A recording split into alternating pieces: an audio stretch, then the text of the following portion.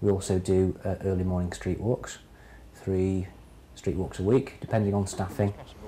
And we always go in twos, and they're at 6 AM. They start at 6 AM till 8 AM usually.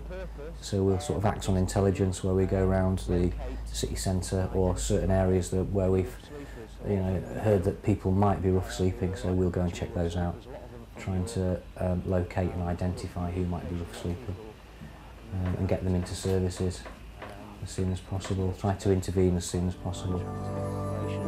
People tend to stop off, they'll come to York thinking they can access services or find their fortune in York, but they realise when they get here that they end up on the street. York's a very affluent city, but it has got this sort of hidden side to it that a lot of people don't really appreciate. They're not particularly got a homeless problem, but you do get people, in most cities, well, few people rough sleeping.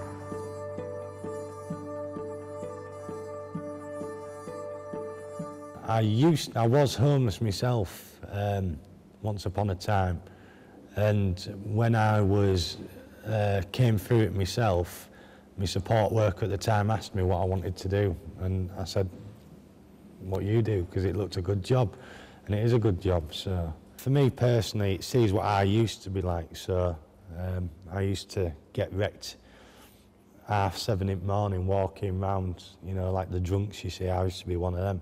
Still am on a weekend, but it's I don't know, I see myself there, so it reminds me of, not to do the drugs and stuff, and it's like, it's home. So it's a deterrent in a way. For whatever reason, anybody who's there begging on the streets needs to be. They need the money for one thing or another.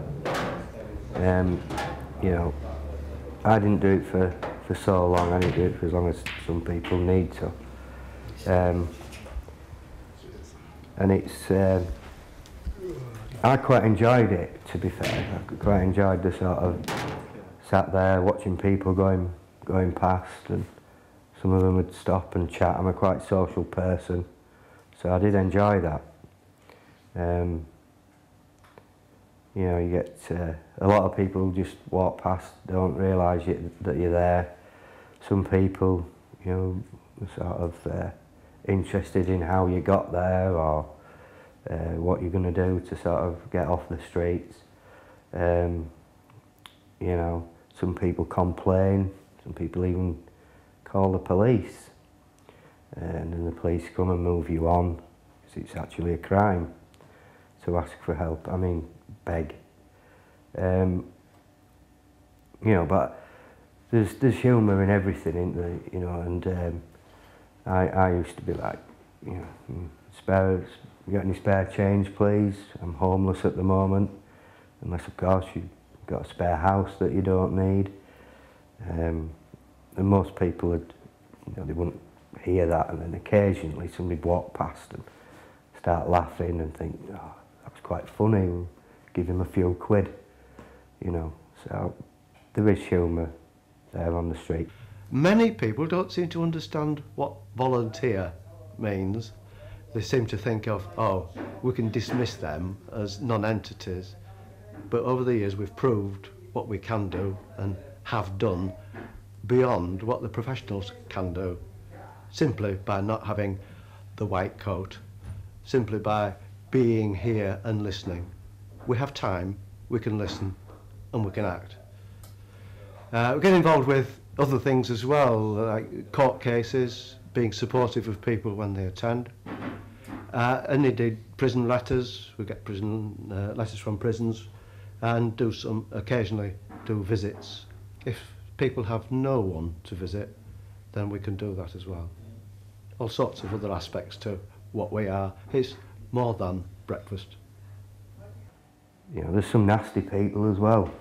You get the one where somebody will come up and got a bit of something in the hand, change in the hand, and like come up and put it in your hand and go, yeah, get yourself a drink, pal, you know what I mean? It must be difficult for you.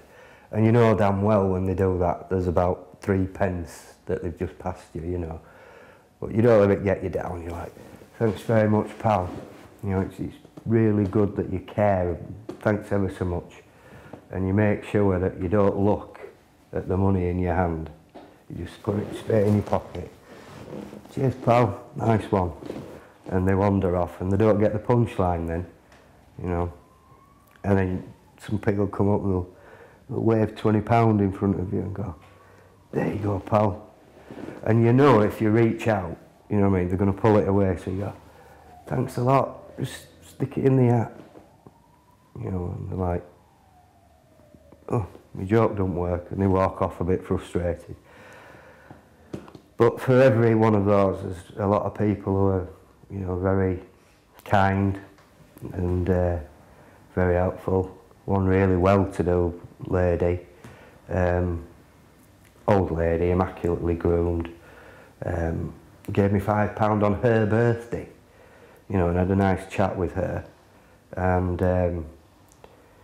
you know, that social side of it works two ways, because she was quite lonely, she was living on her own, and I think probably no one was going to go around to give her a birthday party, if you like. It just seemed that way, you know.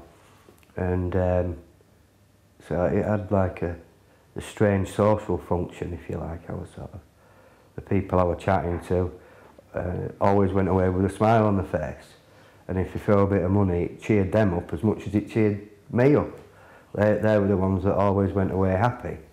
The people who just walked past and sort of turned their nose up, they had a frown on the face in the first place, and then still had a frown on the face as they went past.